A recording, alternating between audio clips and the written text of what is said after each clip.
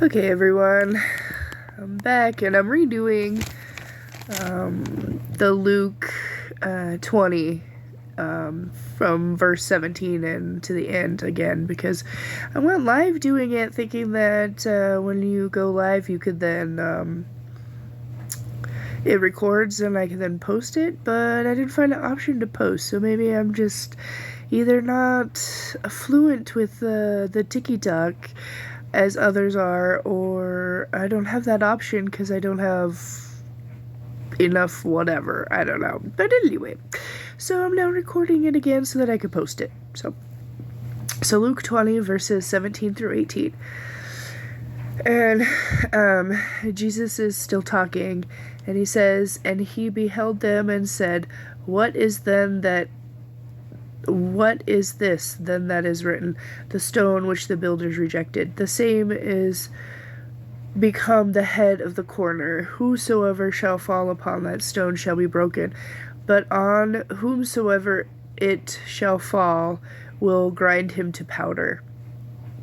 So Jesus is saying that he's the stone, so you could trip over him and be broken, but if he falls on you, you're in trouble. You're destroyed. And he's saying that he's the stone. He's the most important part of a building, so you should always have him as the most important part of your day, of your life, that kind of thing. Take Jesus seriously is, take me seriously. That's what he's kind of saying there.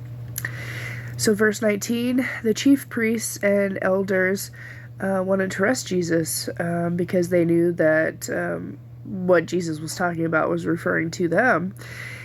And remember, he had just told the story of the parable about the man in the vineyard, and he sent all those servants and they got mistreated and beaten, and then he sent his son and his son got killed. So he's telling this parable with the spies and the Pharisees present, letting them know, hey, I know what you're doing, and the chief priests. So the chief, after hearing this parable and after Jesus kind of laid the warning, the chief priests wanted to arrest him, but they feared the people's reaction, so they didn't want to have to deal with, the people. So in verse 20, the chief priests and the elders decided they will just opt to watch Jesus and to send spies in hopes of catching Jesus into saying something or doing something wrong so that they could accuse him and arrest him. And in verse 21, the spies are sent out to interact with Jesus. And the spies start by praising Jesus for his honesty and his teachings and, just really fluffing his ego, so to speak. They congratulate him for being so impartial. And then these spies in verse 22 ask Jesus this question: "Is it lawful for us to give tribute unto Caesar or no?"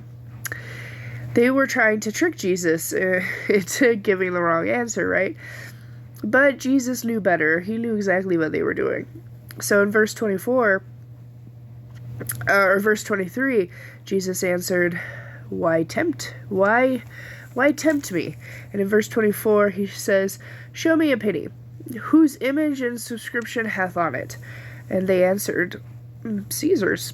And so in verse 25, Jesus responds, "Well, render therefore unto Caesar the things which be Caesar's, and God the things which be God's."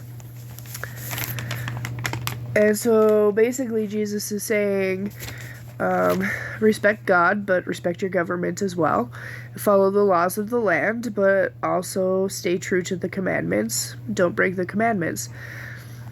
Verse 26, since Jesus answered wisely, the spies couldn't do anything, and they just were at awe at his words and how he answered them. So in verse 27, another group was sent out to try to trick Jesus. They were called the Sadducees, and I'm not sure that I'm pronouncing that right. Anyway, this group of people too wanted to trick Jesus, and it's because they didn't believe in life after death. So in verse 28, this group of people said to Jesus, Master, Moses wrote unto us, if any man's brother die, having a wife, and he die without children, that his brother should take his wife, and raise up seed unto his brother. And in verses 29 through 33, it goes on to describe how this man has 7 wives, or 7 brothers, and he dies childless. So then the wife goes and marries another brother, and then that brother dies, and they don't have children. And so on and on and on, she ends up getting married to all 7 brothers, none of which had children, and then eventually she dies. So then the brothers are asking, the group of people are then asking Jesus, well, so when she gets to heaven, whose wife is she if she's been married to all 7 brothers? And in verse 34, Jesus answers them by saying, the children of this world marry and are given into marriage, but they which shall be accounted worthy to obtain that world and the resurrection from the dead neither marry or are given into marriage. And in verse 36 he continues by saying, neither can they die any more, for they are equal unto the angels and are the children of God, being the children of the resurrection. And in verse 37 he says, now that the dead are raised, even Moses skewed at the bush when he calleth the Lord, the God of Abraham and the God of Isaac and the God of Jacob. And in verse 38, he continues by saying, for he is not a God of the dead, but of the living, for all live unto him. So basically, what Jesus is saying is, and this is according to the little Bible app that I have on my phone, because, I'm not that smart to figure all this out on my own. But according to the Bible app on my phone, these verses mean that heaven is different from earth. Jesus is saying that just because you're married on earth or given into marriage on earth, that's not how it is in heaven. They're all humans, once they die, are all considered angels in heaven. They're all kind of equal. They're all God's children. God is the God of the living. He's not the God of the dead. And Jesus is affirming that there is life after death by saying that God is the God of Abraham, the God of Isaac, and the God of Jacob. And all these men who have been deceased on earth but are still alive in heaven. God is eternal, and one may die in earth but is alive with God in heaven, having eternal life. And so in verses 39 through 40, the spies and the other group of people answer Jesus by saying, thou hast well said. They compliment Jesus for his wise answer and acknowledge that he is right. And they recognize Jesus for his wisdom in this truth. And they realize that they cannot outsmart Jesus. So in verse 41, Jesus now questions the spies. He says, so how say they that Christ is David's son? Jesus wants to know why people say the Messiah is David's son.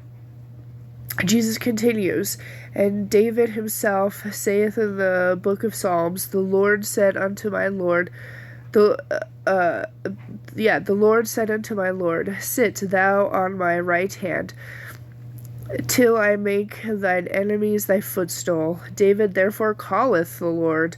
How is he then his son? So Jesus is basically saying David called the Messiah Lord.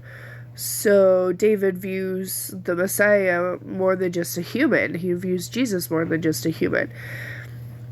And David also indicates that Jesus will make his enemies a footstool and have complete victory over evil. So Jesus is asking the people, if David calls the Messiah Lord, then how can the Messiah just be David's son?